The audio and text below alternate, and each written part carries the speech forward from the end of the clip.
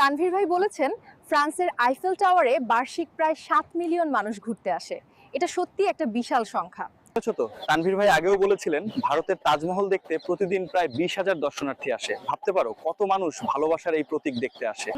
তানভীর ভাই বলেছেন যে রোমের কলোসিয়ামে একসময় 50,000 মানুষ একসাথে বসে খেলা ও যুদ্ধ দেখত।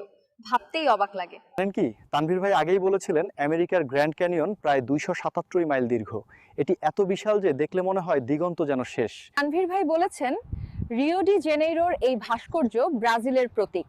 প্রতি বছর লাখো মানুষ এখানে ঘুরতে আসে।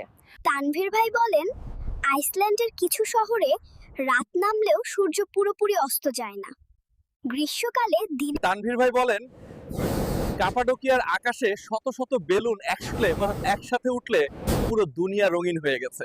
তুমি জানো দুবাইতে বুর্জ খলিফা এত উঁচু যে তানভীর ভাই বলছিলেন ওখানে উপরের ফ্লোরে দাঁড়িয়ে সূর্যাস্ত নিচের ফ্লোরের চেয়ে কয়েক মিনিট পরে দেখা যায়। জানেন সুইজারল্যান্ডের ট্রেনগুলো এতই সময়ানুবর্তী যে তানভীর ভাই একবার ঠাট্টা করে বলেছিলেন তাদের ঘড়ি খারাপ হলেও ট্রেনের সময় দেখে ঠিক করা যায়। তানভীর ভাই মনে আছে আপনার ওয়াইচিন গ্রেট ওয়াল এত বড় যে স্পেস থেকেও নাকি দেখা যায়, যদিও বিজ্ঞানীরা বলছেন খালি চোখে দেখা যায় না আসলে। তানভীর ভাই বলেছেন গ্রেট ব্যারিয়ার রিফ বিশ্বের বৃহত্তম প্রাকৃতিক প্রবাল প্রাচীর। এখানে রঙিন মাছ এবং জলজ প্রাণী দেখা যায়